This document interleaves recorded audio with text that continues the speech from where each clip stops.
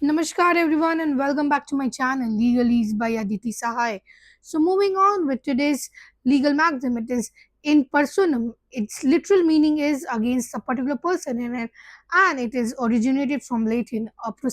It means that a proceeding in a personam is a case demanding a judgment which is clearly enforceable against an individual. An action is personam can impact the rights and interests of the defendant in a lawsuit which is against a specific individual. That person must be served with summons and the judgment pronounced applies only to that person, and it is called in personam judgment. The in personam proceedings are distinguished from in rem proceedings, in which the latter refers not only to the single person but to properties or all the earth. This legal differentiation is crucial while deciding when a case should be initiated and how to serve the defendant.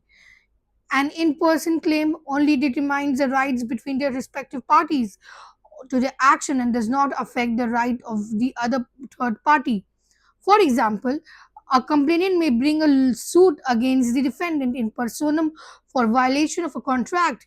The complainant must establish that court has both substantive authorities over the defendant and the subject matter authority to preside over the case in order to pursue or in personam action against the defendant.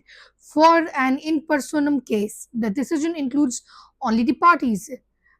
An in personam right is a personal right attached to the specific person, such as contract rights, a tort award against the defendant, and a license. For example, there's a case MV Elizabeth and others versus Harvard Investment and Trading. The Supreme Court held that the defendant in an admiralty action in personam is liable for the full amount of the plaintiff's established claim. Likewise, a defendant acknowledging service in an action is rem is liable to be saddled with full liability even when the amount of the judgment exceeds the value of the res or the bail provided.